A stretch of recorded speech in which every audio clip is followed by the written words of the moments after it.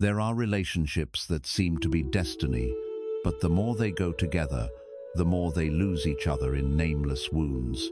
There are marriages, not because love is gone that they suffer, but because karma is too deep, not yet cleansed. People do not understand why the more they try, the more they get hurt, the more they endure, the more they are despised. Love, but not happiness. Forgive, but not peace. Being together, but like two lost souls under the same roof. Have you ever asked yourself, could it be that I married the wrong person? Or am I repaying a debt from a previous life? Sometimes, suffering does not come to end love, but comes to polish our soul, to wash away what is not yet healed in the heart. And strangely, there are couples, the more they suffer, the more they bond, the more they endure, the luckier they become later on. Is that truly deep destiny, or simply they are going through a stage of paying karma, but paying in awareness, so it turns into blessing? This video will reveal a truth not easy to put into words. 3 signs showing that you and that person are not running out of destiny, but are in a journey of cleansing karmic force. But the miracle is, if you go until the end, if you pay without resentment, if you endure without keeping suffering, then that very karma will be the door that leads your destiny to another direction. Do not be in a hurry to leave, because maybe you will find an answer for your very marriage right after this. Sign 1. The more you love, the more tired, the closer, the more pain. There is a very strange kind of wound in marriage, not because the other person does not love me, but because the more they love, the more I feel tired. The more I try, the more I feel exhausted. The closer I get, the more it hurts. Not because love has gone out, but because between the two people, there is something invisible pressing down. That is karma. There are nights you lie next to the one who was once your whole youth, but you feel like being next to a stranger. That person is still there, with the familiar figure, the familiar voice, but no longer the place where you feel safe to lean on, because you are already too weary. Weary because you have to guess that person's mood every day. Weary because you do not dare to speak your true feelings, afraid of being blamed as complaining, annoying. Weary because you always have to try to please, keep the peace, endure for harmony.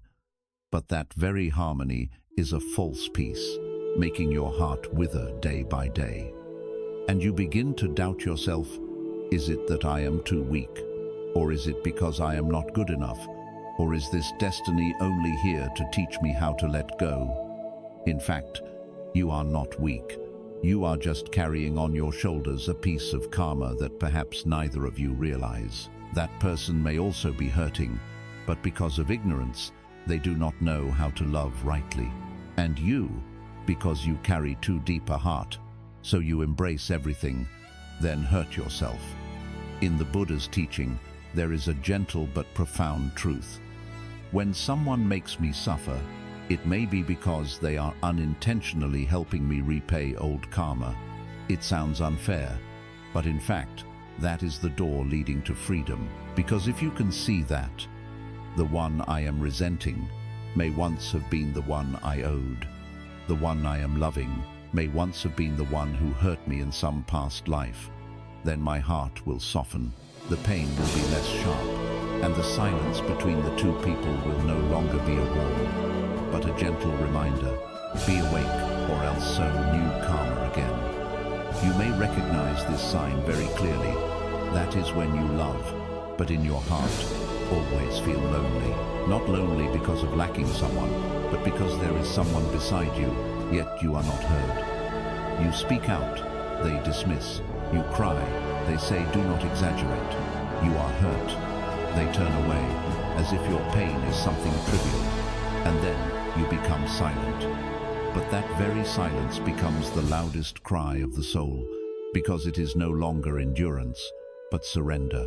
You no longer speak, no longer wait, no longer hope, but deep inside, you still cannot let go, because you love too much, because you fear that if you let go, It is betraying all those years together because you think that if you let go, the other person will collapse. But the truth is, when you stay in a relationship that exhausts your heart, you are the one collapsing first. And that is when you need a deeper look. Am I loving or am I repaying karma? There is no absolute answer, but there are very clear signs. When you always have to endure alone and the other person sees it as natural. When you are in pain, but that person does not feel pain. When you keep straining to hold on, but that person lets go as if it is a habit. That is not love. That is repaying a debt. An old debt, many times you do not need to know where it came from, but it is time to pay. And if you repay it with resentment, you will fall back into the loop. But if you repay it with awareness, you will transform yourself. In Buddhism, there is a very beautiful teaching. The one who resents me, I respond with compassion. The one who harms me, I respond with patience. The one who betrays me, I respond with loyalty. The one who abandons me, I respond with an unburdened heart to see them off. When you can live like that, then you are no longer the one suffering, but the one who has escaped from resentment, escaped from karma, and escaped from the bondage of samsara. To love someone, but feel pain to the point you no longer recognize yourself, then that is no longer love. That is attachment, and attachment gives rise to suffering. Only when you can stand in love without fear of losing, being together but still keeping yourself, then at that time you are truly free. If today you are in a relationship that makes your heart weary, please do not rush to blame yourself. Also, do not rush to leave. Please pause, breathe deeply, and ask your heart, am I loving that person, or am I cleansing something inside myself? Sometimes, just by seeing that, you have already transformed a part of karma. And from that moment, blessing will begin to sprout, silently, from exactly what you are enduring today. Sign 2. Conflicts repeated like a cycle of samsara without exit. There is a kind of suffering in marriage, not coming from outbursts of anger, but from repeated conflicts, year after year, month after month.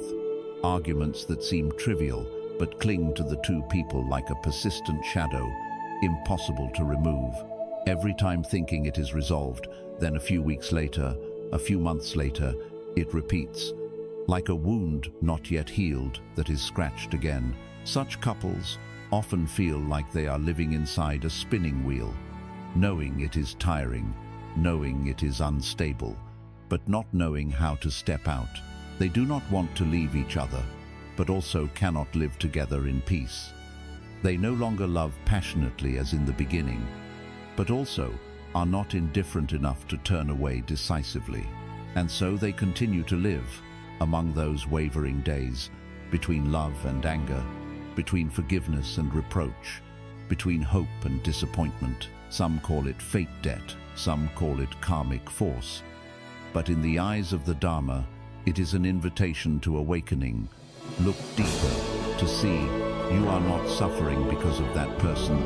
You are suffering because you have not seen the essence of this relationship. Repeated conflict means the lesson is not yet learned. And when the lesson is not yet learned, then karma is not yet repaid. In Buddhism, karma is not only what was created in the past, but also the ignorant reactions we keep repeating in the present. Maybe you were once hurt by that person, so every time they say something, you immediately defend, snap, or avoid. But do you know that? That very reaction is what is holding you stuck in karma. There are stories, very sad, but very real. A wife always feels she is not heard, so every time something happens, she bursts into tears. And the husband, because he does not know how to face emotions, always turns his back and walks away. And so every quarrel, she cries, he is silent. No one hurts the other with specific actions, but both bleed inside. Years go by, they still repeat that dance, until one day, one of them collapses. Not because anyone is wrong, but because neither learned how to step out of the loop. In fact, no one teaches us how to love rightly. Only suffering forces us to learn. But if you keep living the same, reacting the same, thinking the same, how can there be a different future? In the Dhammapada, there is a profound line. No one can wash away mistakes for us, except ourselves. In marriage, it is the same. No one can liberate you from suffering, except yourself. And to escape, you must look into yourself first. Every time conflict happens, instead of asking, "What did the other person do wrong again?" ask, "Is my reaction nourishing or recreating suffering?" This is not easy, because human instinct is to defend, but mindfulness is to go against instinct, to return to oneself. Have you noticed? There are things between husband and wife, even very small, like the way to arrange things, like words to the child, like a careless glance, also can cause a smoldering war, because the problem is not in that thing, but in the wound not yet healed behind it. Conflict does not repeat because of behavior, but because of emotions neglected. The wife reacts because she does not feel respected.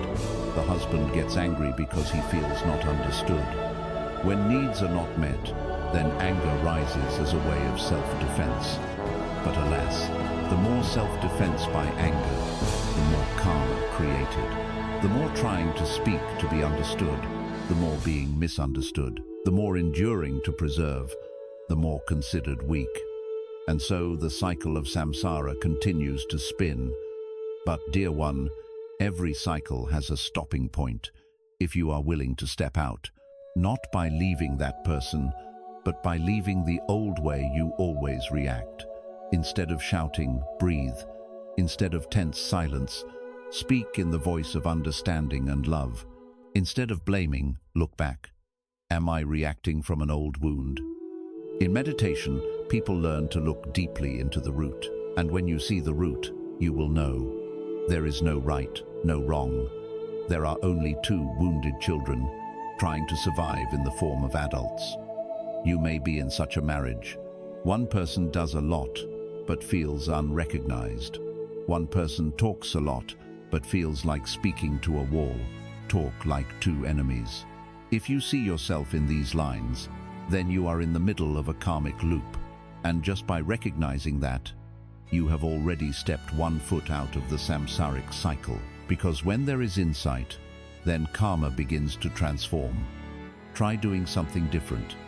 When conflict happens, instead of reacting as always, sit down and write a letter, not to give, but to understand yourself. Write out the pain, the fear, the anger. Then look back. What am I expecting from that person? Sometimes, what you need is not from them, but from a part of yourself that has been abandoned. Someone who understands you, sometimes is yourself. And when you are strong enough, you can walk with another without creating more suffering. The Buddha once taught, in this world, no one escapes suffering. Only the one who transforms suffering into enlightenment can find true peace. Repeated conflict does not come to torment you, but to give you an opportunity to practice. Practice is not to leave the mountain, strike the bell, recite sutras. Practice is when you stand in the middle of life, stand beside the one you love, but still keep mindfulness, keep light breathing, keep a gaze without resentment. Practice is when you are brave enough not to say hurtful words, even when you are hurt. Practice is when you realize the other person does not make me suffer, but the way I react is the root of suffering. And when you start to live like that, the other will feel it. The relationship will gradually change. Maybe that person does not practice, but karma between two people will automatically transform just because one side changes, because energy never lies. When you keep peace, you are sowing a seed of blessing in your family. It may take months, years, but you will see the miracle. Old conflicts now no longer hurt you as before, because you have finished learning that lesson, And when the lesson is learned, karma dissolves. When karma dissolves, blessings arise. When blessings arise, destiny changes. Therefore, if today you are still stuck in a tense relationship, please do not give up. Also, do not deceive yourself that, maybe my fate is to suffer. No, you are not born to suffer. You are born to learn. And when you finish learning, you will be liberated from the very relationship you once thought was hell. You only need courage to look straight, to transform instead of repeat. You only need to pause a little, to breathe, to understand, to let go of the old reaction.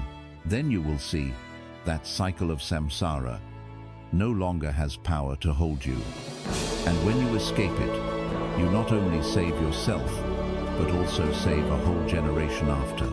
Because your children, your grandchildren, will grow up in a family no longer repeating the old karma. That is the most miraculous thing you can give to life. If you have ever asked, when will suffering end? Then the answer is, the moment you begin to look deeply. And if you are in that cycle of repeated conflict, then you are the one holding the key to escape, not by changing the other, but by awakening yourself. And who knows, from the day you change the way you live, the way you love, the way you listen, then the one you once thought was an adversary may actually be the one who helps you open a whole new life. A life no longer repeating suffering, but full of peace from within. A marriage not for resentment, but for practicing together.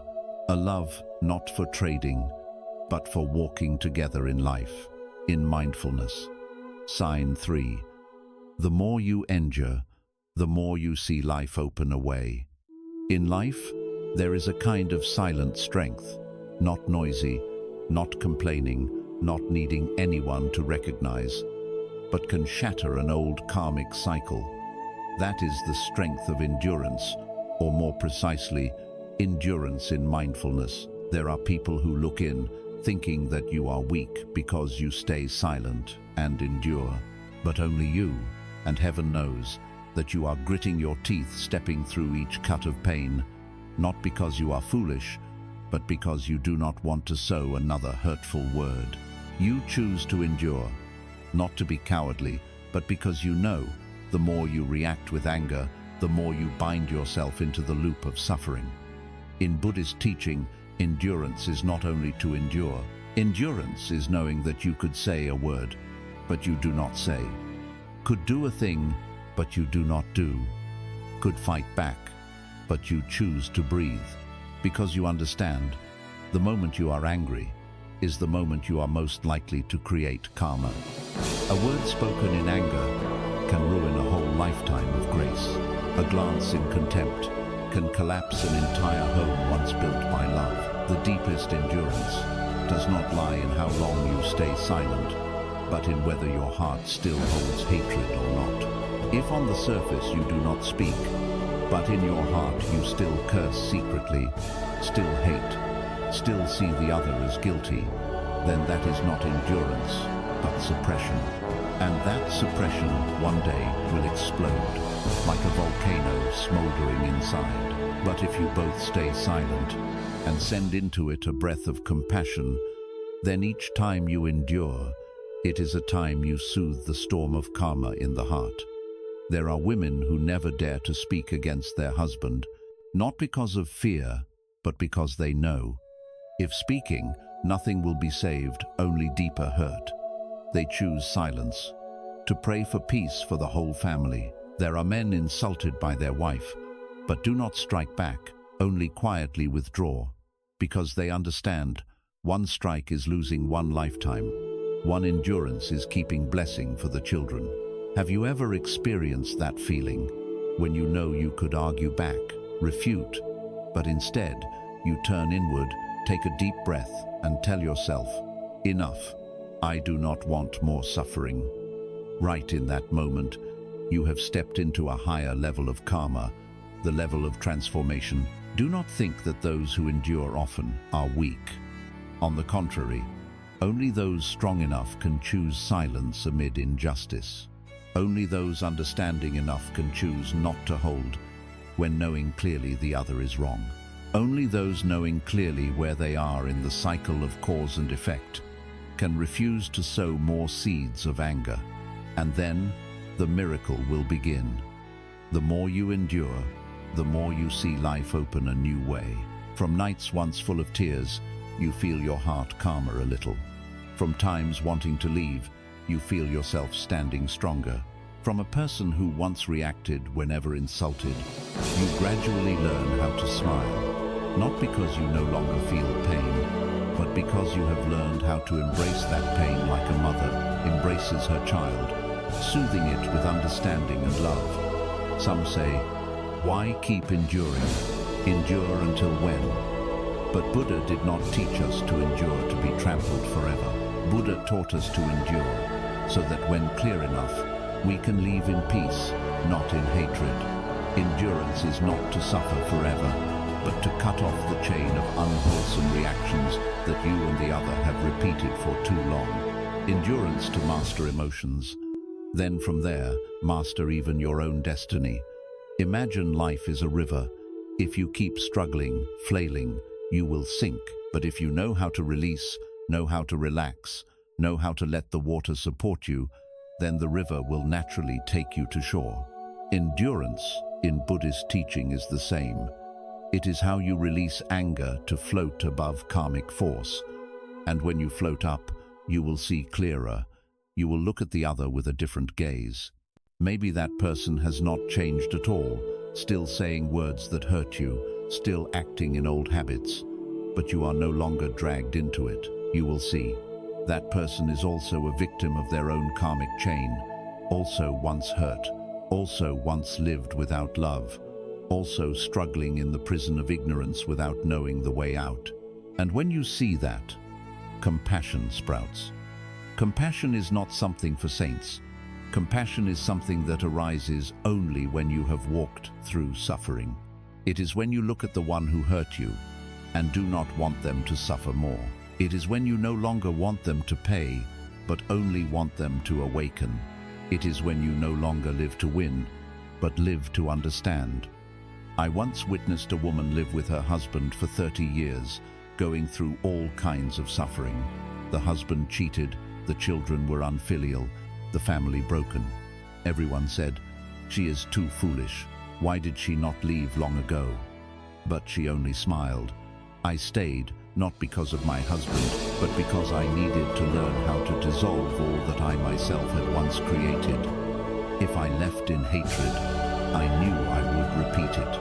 But if I stayed, and one day let go while my heart was still light, without hatred, then I would truly be free. 10 years later, that husband fell gravely ill. She still stayed beside him, caring as if those suffering years had never existed. And in his deathbed, that man cried, for the first time in life, apologizing to his wife. She only placed her hand on his chest, softly said, "We have no debt anymore." And you know, such people never die in suffering. They die in light, because they have finished the lesson. They have used endurance to open a path that no amount of anger could ever open. You may be at the first step of that journey. Maybe you only know how to stay silent, but not yet know how to release your heart. Maybe you are enduring, but your heart is not yet at peace. It is okay. Just keep going. Each day, you practice one small thing. When the other gets angry, you only breathe deeply, breathe lightly, and do not respond. When your heart wants to say hurtful words, you silently recite a Buddha's name in your mind to keep yourself. When you feel exhausted, you bow once to the Buddha to offer your suffering to heaven and earth. Each time like that is a time you are loosening the karmic chain tightening around you. And one day, you will see, you are no longer bound. The other may still be the same, but you have already changed. You are no longer afraid of suffering. You no longer expect that person to change. You no longer need anything from them. You just live with a peaceful heart. And when you can live like that, then blessings begin to sprout. From that very inner peace, you will attract better things, kinder people, new opportunities. Your destiny, once covered by the shadow of karma, now begins to brighten gradually because your heart has become a lamp. If today you are living in a relationship where only you are trying, please do not lose heart. Maybe you are the one chosen to be the person who purifies the karma for both. Maybe you are the one chosen to be the flame keeping the light for this family. And if you have enough heart, enough endurance, enough love without attachment, then you will not only save yourself, but also save an entire karmic line heading toward mistakes. Believe that the more you endure, the more the way opens, the more silent, the more bright, the more compassionate, the more protected, because heaven and Buddha do not abandon the good. Cause and effect do not fail the mindful. People in the world often think repaying karma means accepting fate, means enduring, means living just to get through the day, means letting everything happen as if already destined. But Buddha did not teach like that. Buddha did not teach us to give up. Buddha taught us to understand in order to transform. Because only when we understand karma do we know how not to create new karma, how to transform old karma, and from there, change our own destiny. Destiny is not a verdict carved in stone. Destiny is a flowing stream, and we are the ones holding the oar. If we row in anger, life will take us to shores of suffering. If we row in love, life will change direction.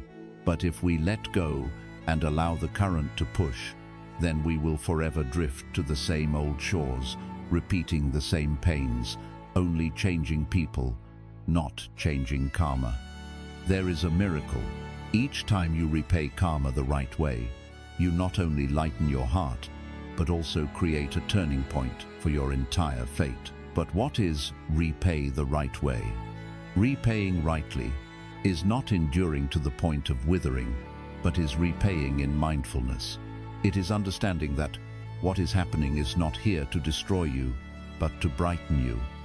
Every harsh word, every careless action from the other, is exactly a seed of suffering that you once sowed in some past life with someone, in some form.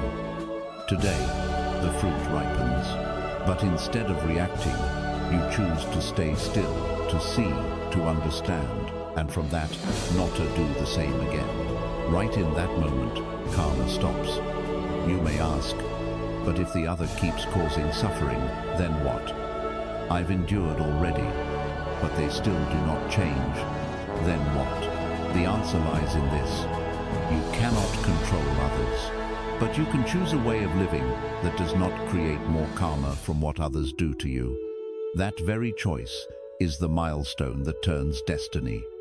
In Buddhism, karma can be likened to a lamp that is burning. Each action, each thought, is a drop of oil added in. If the other person hurts you, and you react with an action that hurts them back, you just added oil to the lamp. The flame keeps burning. But if you only stay silent, understand, then let go, you are taking out a drop of oil. The flame weakens, and gradually the karmic lamp goes out. When one karmic lamp goes out, then one door of blessing opens. Why is it so? Because in the universe of cause and effect, each time you do not react with anger, you are sowing a seed of blessing. That seed does not only lie in words or actions, but in the very thought inside. People may not see what you do, may not hear what you say, but heaven and earth know what you are thinking, and karma is also sown from there. When you forgive sincerely, without hoping the other changes, without hoping they realize their fault, only because you want your heart to be at peace, then you have just sown a great virtue. And that virtue will be the push that lets you step out of the old spiral of destiny. It seems abstract, but it is very real.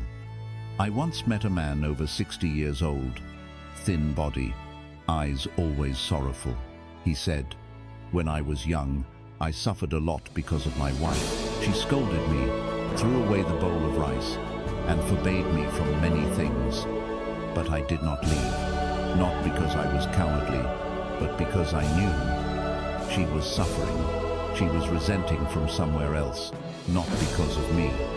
Each time I was insulted, I only recited Buddha's name. I did not dare to say anything, because I feared that speaking out would create more karma. I lived 30 years like that. And then, one day, she fell seriously ill. At that time, I was still the one beside her, taking care. During the illness, she realized me. In the last years of life, she called me the one who saved me from the harshest karma. The day she passed away, I no longer had hatred. I only felt my heart light. Then he turned to me, smiled. After she passed, my life became strange. Everything went smoothly, the children and grandchildren kind, heart always peaceful. Probably heaven is merciful, because I endured suffering without hatred. That story made me remember a Buddha's teaching. Hatred cannot be dissolved by hatred. Only compassion can end hatred.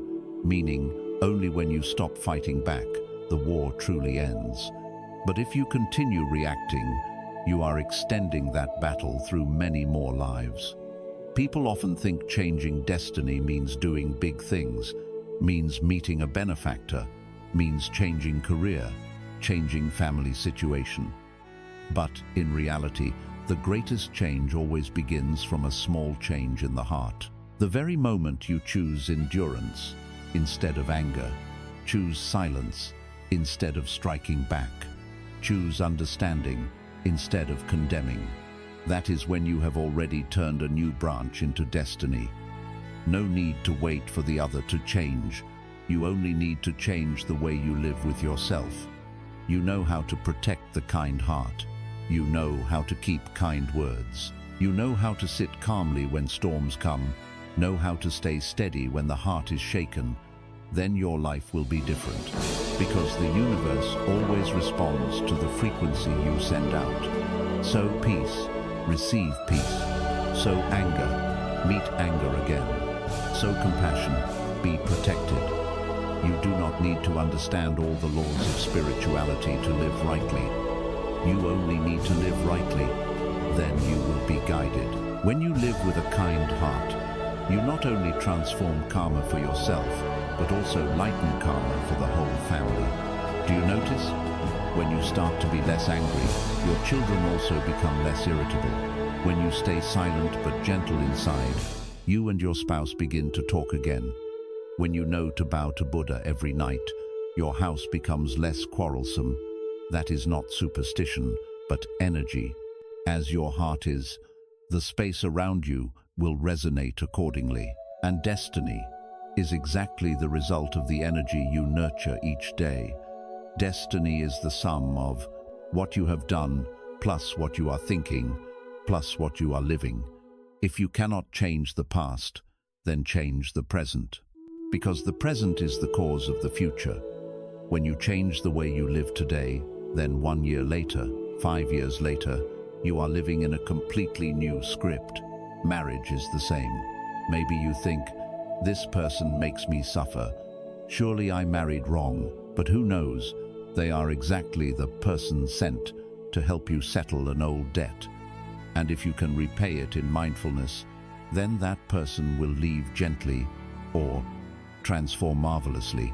Many couples once stood on the brink of breaking apart, but only because one person was willing to stop, willing to cleanse their own karma first. The entire marriage changed direction. The other suddenly changed, not because forced, but because your consciousness had influenced them. Like gentle water extinguishes fire, like cool wind soothes hot anger. That is how one person can change the destiny of two people. And if you do that in mindfulness, you not only renew a marriage, but also sow a great blessing for the next life. Because each karma repaid is one dark piece wiped clean in the soul. Each time you endure, each time you sit down and bow to Buddha, instead of arguing, is one time you unfasten one link from your own chain of samsara. And each link unfastened is one step closer to freedom. True freedom is not leaving the other person, but is leaving the old way of living that once tied your heart. It is no longer letting others control your emotions. It is no longer seeing yourself as a victim. It is living a life with a peaceful heart, even though outside may not yet be calm. You can begin this journey today with something very small. Instead of sighing when the other makes you suffer, recite one sentence, Namo Amitabha Buddha. I vow not to react from anger. One sentence like that, but turns one destiny, because heaven does not hear the scream, but hears clearly a recitation from an awakened heart. If today you are suffering, please do not despair. Suffering is not the stopping point. Suffering is the turning point for you to choose a new path. You choose to keep karma, or choose to cleanse karma. You choose to live in hatred, or live in compassion. You choose to be a victim, or an awakened one. Each choice is one step of destiny shift. And if you are hearing these words, maybe your destiny is already beginning to change direction. After all the sufferings, after the struggles, the endurance, the nights falling silent tears in the dark, there will come a time you no longer want to ask, why did that person treat me like that? But you begin to calm your heart and ask, from now on, how should I live so that my heart is at peace? That question is the sign showing you have stepped onto the path of karma transformation, no longer demanding the other to change, no longer wishing the world to treat you differently, but turning inward, renewing yourself. And strangely, when you are willing to return to yourself, then life also begins to turn. No need to wait for some incident, no need to go far to learn some great thing. You only need to truly be serious with 3 small things, repeated every day. Then karma will be cleansed, blessings will arise, destiny will change from darkness into light. So what are those 3 steps? Step 1. Keep the mouth before reacting. Recite Buddha's name instead of speaking words of angel people. Suffer because of the mouth, not because the mouth causes all sins, but because the mouth is the place where karma manifests most clearly. When the other insults, mocks, is careless, our first reaction is often to strike back with words sharp as knives. But those very words spoken in pain create another new round of karma, and you do not know. Every sentence spoken in anger is a rope tightening more the karmic tie between 2 people. Therefore, the first thing to practice is to learn to be silent at the right moment. Not silent to escape, but silent to not sow new karma. You may breathe deeply, you may walk away somewhere else. But best of all, you recite one Buddha's name instead of speaking words of anger. Just one sentence. Namo Amitabha Buddha. Repeat again and again, like a curtain shielding you from the storm rising in your heart. You do not need to understand all of Buddha's teachings to recite Buddha's name. You only need to remember, reciting Buddha's name is to keep your heart from falling low, is to keep one remaining ray of light in your heart. The more you recite in suffering, the greater the effect, because Buddha does not come to grant blessings, but to help you keep yourself. And keeping yourself is keeping your blessings. The more you recite, the more you step back from instinctive reaction. The more you step back, the clearer you see. Those words do not need an answer, because nothing can end a battle faster than compassionate silence. Step 2. Keep the mind. Every morning, sit in meditation 5 minutes with one question. Today, what do we want to sow for the one I am living with? We often begin a new day with worries. What will I do today? Will the other get angry today? Will some unpleasant thing happen today? But how few people begin the new day with one very necessary question. Today, what will I sow? That question, if repeated every day, will gradually change you from a person reacting passively into a person actively sowing blessings. And blessings do not lie in big deeds. Blessings lie in how you keep your mind every morning. You may only need to sit still, close your eyes, breathe lightly, then say silently inside, "Today, if the other person is upset, I will not react with anger. Today, I will not repeat words that once made them hurt. Today, I will let peace lead, not let old emotions guide." Just 5 minutes. But that is the moment you steer destiny. Because a day begun in mindfulness is a day with fewer mistakes. A day with fewer mistakes is a day with less new karma. A day with less karma is one step closer to inner freedom. No need to meditate for 30 minutes. No need to learn high meditation. Only need every morning to sit, to breathe, and send a gentle question into the universe. Today, may I live by the light. Then that light will go ahead of you, opening the way for each action, each word in the day. Step 3. Dedication. Every night bow to Buddha 3 times and say one word of repentance. For ending a day should not be falling into sleep with a weary heart, exhausted body, or hatred not yet dissolved. Ending a day is the chance to tidy up what we accidentally released in unconsciousness, to dedicate the good deeds we have done, and to repent also for the other, if they are not yet awake to do it. Bowing to Buddha every night is not to beg, but to calm the heart, to lower arrogance, to melt hatred, to let the light of an awakened one soothe. The ashes of emotions just burned fiercely in the day. You only need 3 bows, each bow down like dropping a burden. First bow, for the words you accidentally spoke, causing pain to someone. Second bow, for the angry thoughts you kept in your heart all day. Third bow, for the one living with you, the one you love, but do not yet fully understand, the one sharing with you a deep debt. Then you sit still, silently recite, "Namo Amitabha Buddha. I dedicate all the goodness of today to the one suffering beside me. If that person is not yet awake, I vow to bear part of that karma, so their heart may be less sorrowful. If I am not compassionate enough, please let me learn how to love without attachment." That dedication, though no one hears, heaven and earth understand. And when you repeat it every night, you are building a new stream of energy surrounding your family.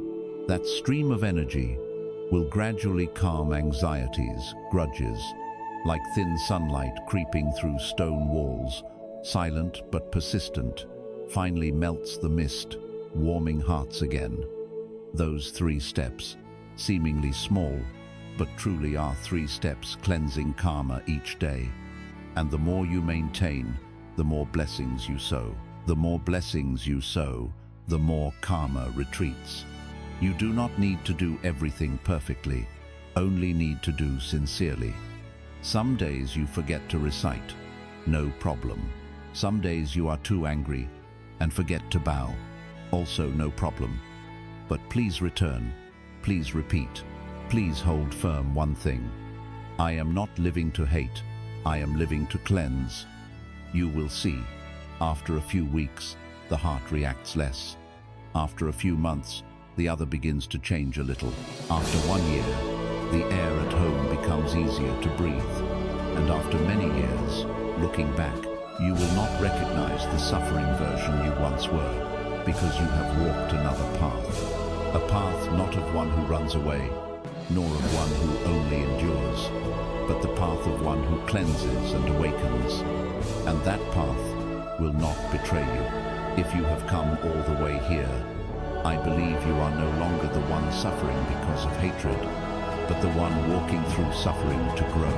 And if you are persistent enough, gentle enough, steady enough like water, then not only do you transform karma, but you also create a completely new destiny for yourself, for the one you love, and for the children. After when you transform karma, love is no longer exchange, but becomes companionship in mindfulness. There is one sign very easy to recognize that. You have transformed karma in love. It is when you no longer love with the feeling of fear of loss, no longer live in the relationship with the mindset of having to strain, to cling, or to exchange, but instead you feel your heart lighter, love without attachment, be together without needing to control, no longer demand the other to fill you because you yourself know how to fill yourself, and that person, if still staying, it is not because they need you, but because both walk together as two mindful, fulfilled, and free people. Love, when still tied to karma, will carry many worries. I love, but always feel lacking.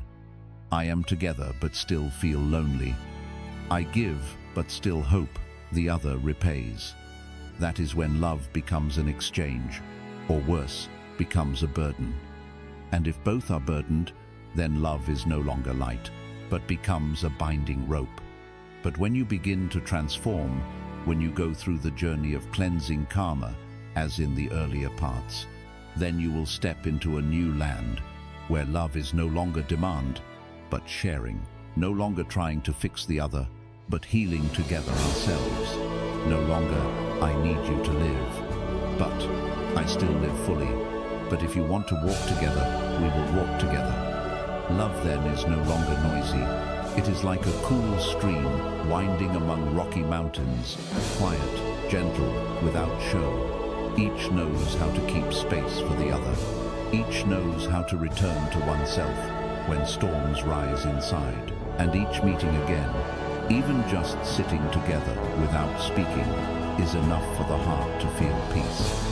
When you transform karma, you will realize it is not that just by speaking out you will be understood.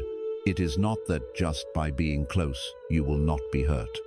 On the contrary, deepest understanding sometimes is when both know how to be silent together without feeling uncomfortable. The greatest respect is when you know how to withdraw at the right time to give the other space without feeling abandoned.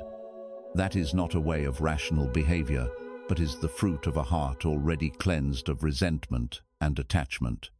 You will see, after karma dissolves, the other may still be the same person, but the way you look at them has changed. Instead of seeing them as the cause of suffering, you see them as a profound lesson you have gone through. Instead of blaming for the past, you are grateful because thanks to those things, you have grown. And from that, your heart no longer wants to keep anyone by fear, but by understanding. Such a love will not make you exhausted, because you no longer have to perform to be loved. No need to control to not be lost. You no longer say, I love you, with the hope the other will compensate. But you say it because truly in your heart there is light, and you want to give it, whether the other responds or not. You love like a flower blooming, not for anyone, not for being admired, but because that is its nature. There is one beautiful thing when we can transform karma, that naturally, fear in love also dissolves. No longer fear betrayal, no longer fear being left, because you know, if that person still stays, then it is destiny, and if they leave, it is also the end of karma. And both of those can be peaceful if you have let go of suffering and resentment. In a mindful relationship, no one still wants to win. No longer anyone right, anyone wrong. No longer anyone forcing anyone to change. Only two people, each mastering their own energy, together creating a space full of understanding and love, where no one has to abandon themselves to keep the other. You will find yourself saying less sentences like, why don't you care about me? Why have you changed? You don't understand me at all. Because you no longer need that person to understand you. You understand yourself, and you also understand them. From that you do not demand. You do not need them to do anything for you to feel peaceful. You were already peaceful first. And strangely, exactly when you do not demand, the other voluntarily comes closer. Love at this time does not need to strain, does not need to fight, does not need to compromise, only needs presence, sincere, mindful, and full of love. You do good, not to gain points. You quietly care, not expecting repayment. You listen, not to refute, but to understand deeper the pain the other carries. Love is no longer holding each other by promises, but holding each other by mindfulness. Every time angry, instead of arguing, both know to turn inward, breathe, then speak. Every time feeling insecure, instead of blaming, you know to return to the root. What am I afraid of? What needs healing? And every time tired, instead of distancing, you know to choose to hold each other's hand lightly, without force, yet still touching each other. Companionship in mindfulness is not being everywhere together, but is, wherever you are, the hearts still turn toward each other with kindness. Not always the same, but having the same aspiration to live well together. Not swearing mountains and seas, but today still have destiny. We live well with each other. Tomorrow destiny ends. We let go of each other as lightly as the wind, and precisely such love is the one that lasts long, because it is not tied by demands, not entangled by old suffering, not dragged down by ego, but lifted up by two consciousnesses gradually stepping closer, not because of dependence, but because both look toward one direction, the direction of mindfulness, of clarity, of compassion. If you have ever been weary in a relationship full of hurt, you will see how precious this transformation is, because now love is no longer suffering, but is a practice. Every time the other makes you uncomfortable is an opportunity to look back at yourself. Every conflict is a chance to train compassion.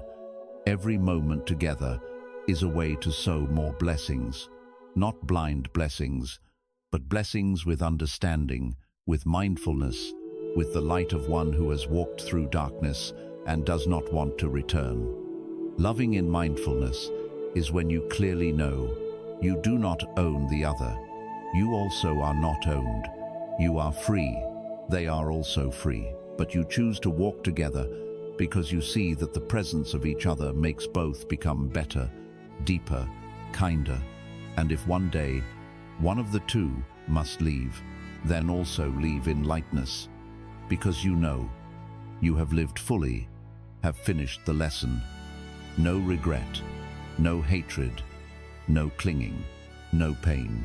Only left is gratitude and a blessing in the heart. Love is not exchange. Love is awakening. It is clearly seeing.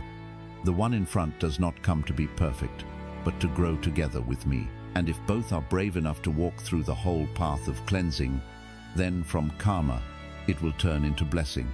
From resentment, it will turn into love. From suffering, it will turn into light. You do not lose that person.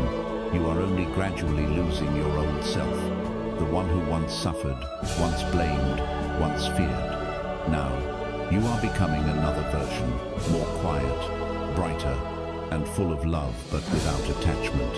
After all the hurts, struggles, endurance, and letting go, you will sit down with a heart still beating restlessly, but no longer as chaotic as in the past. Silent in the darkness of a night without human voices, you suddenly realize, I have not lost anyone. I am only finding back myself, the one who once dropped themselves in the years of unmindful love.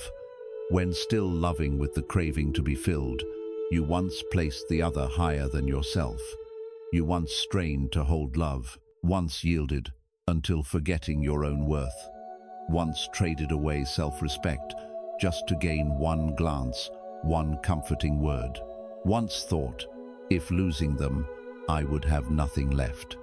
But today, after walking through layers of suffering, after bowing to Buddha in the night alone, after breathing with words of resentment and forgiveness, you sit here, no longer the old self.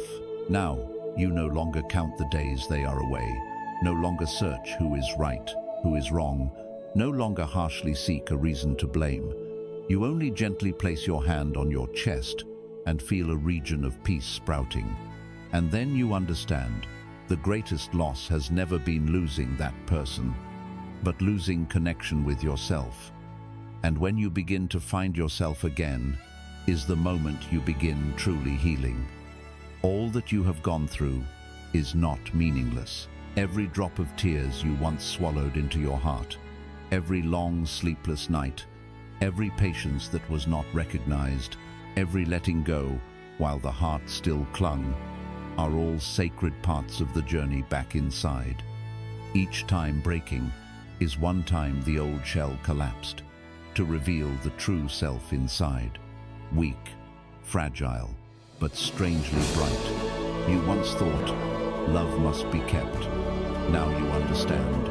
The thing most worth keeping is yourself. When you can keep yourself in compassion, mindfulness, and kindness, then when love comes, you treasure it. When love goes, you send it away with a smile of gratitude. You no longer need that person to stay. You only need your heart to no longer hold resentment. You will see, in stillness, the things that once hurt you no longer stir as before. That person, whether still here or already gone, now appears as a character in the dream of life, coming at the right time to remind you, you once dropped yourself. Pick up again and move on. Maybe that person no longer has enough destiny to stay, but the lesson they left will follow you all life. And you know, sometimes the one who leaves is not the betrayer. They are only the one sent to wake you up from a sleep full of illusions, so that you stop clinging, so that you look deeper into the inner self, so that you know no one can fill the emptiness in you except yourself. And only when you are full, you can love like a free person, without bondage, without suffering. You have not lost anyone. That person may no longer be in your life, but precisely thanks to them, you began the journey of awakening. Precisely thanks to what they made you hurt. You learned how to breathe in storms, learned how to forgive not because they deserve it, but because your heart needs to be light. You may once have regretted, if only that day I had known to live more mindfully. But do not blame yourself. In love, no one is mindful right from the start. Love is a journey where everyone must walk limping, stumble, then stand up, suffer, then learn, lose, then know to treasure. Therefore, if today you are already mindful, then you are already the lucky one. Because there are many people live all life without once looking deep into suffering to transform. And the most beautiful thing is, you still have time. Still have time to live again in a truly wholesome way. Still have time to love with understanding. Still have time to nurture blessings for yourself and for others. Still have time to give words of kindness instead of holding resentment. Still have time to bow to Buddha every night and speak words of dedication for the one who once made you suffer.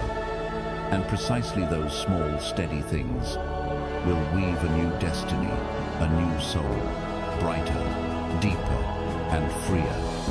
You will see, the deeper you go inside, the more you understand clearly. True love is not keeping someone, but keeping firmly your heart when that person still stays. And when that person leaves, love is not doing everything to make the other happy, but is doing everything so that you do not create more karma, so that no one suffers more. That is love, after transforming karma, a love without attachment, without resentment, without exchange, but full of light. And when you can live like that, you will become the light for yourself and for the one beside you. Maybe that person will come back, or not. Maybe you will meet someone new, or live peacefully alone. But whatever comes, you no longer fear, because you know you are no longer lacking, no longer broken, no longer needing anyone to come to save you. You are the one who will save yourself, with understanding, with compassion, with wisdom. That is true liberation. Not leaving the other, but leaving the old way of loving, the old way of living, the old way of suffering. You have not lost anyone. You are only gradually taking back every piece of yourself. piece by piece, you pick them up, in tears, in forgiveness, in mindfulness. Then one day, you see you are no longer the lost one, no longer the dependent one, but the one who has found the path, not outside, but the path back inside. If this journey has touched your heart, please do not keep it only for yourself. Share it, because maybe someone out there who is lost in love can also find the light as you do today. If you have listened until these very last lines, perhaps it is not because the content is too good, nor because a familiar voice kept you here, but because, deep in your heart, there has long been a question burning without answer. How can I no longer suffer because of love? How can I love without losing myself? Be together without straining? Move on without a heart full of resentment? And if you are asking like that, then you have already begun your journey of awakening. Not everyone is brave enough to sit down, to listen, to look straight into unhealed wounds. But if you are already here, quietly walking through each part, from suffering to cleansing, from endurance to compassion, then you have already gone farther than many still stuck in the cycle of love, anger, attachment, hurt, then love again, suffer again, resent again. You have already gone farther than your yesterday, self. And that is the most precious thing. You do not need to answer immediately. Have I already forgiven? Have I already truly let go? It is okay. Letting go is a process. Forgiveness is a practice, not a switch to turn on or off, but little by little, step by step. Every time you stay silent instead of arguing, you are letting go. Every time you sit and bow to Buddha and chant one kind verse for that person, you are forgiving. Every time you choose not to look at them with resentment, you are transforming karma. And at some point, it is not that you will forget them, but that you will no longer feel pain when remembering. You still remember, but as a light memory. You still care, but as a love without bondage.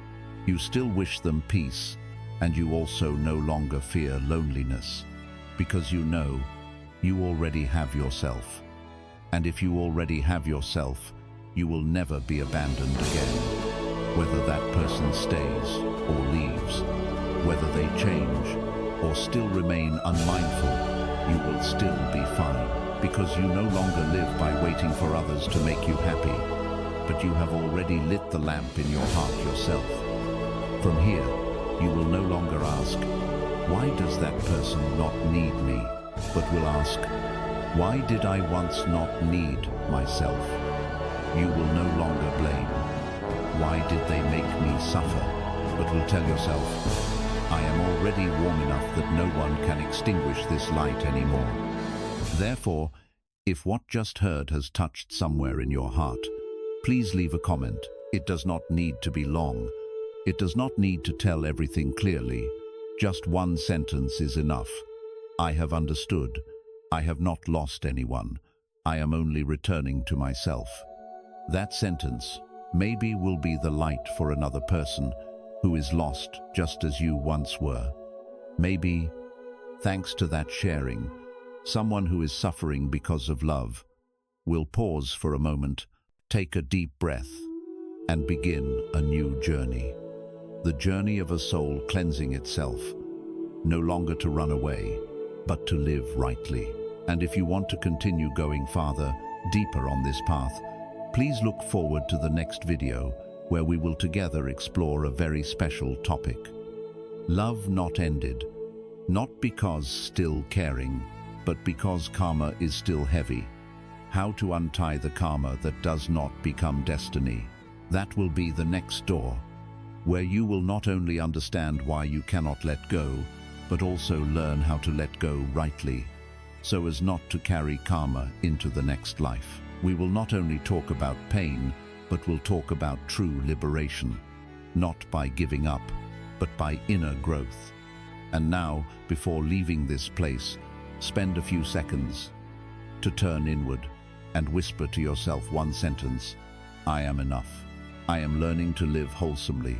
I am being guided toward the light. And if possible, share this video with a friend, someone you know is also straining in a relationship that exhausts them, because maybe precisely you, in this very moment, are sowing a blessing for someone, just as someone once sowed for you.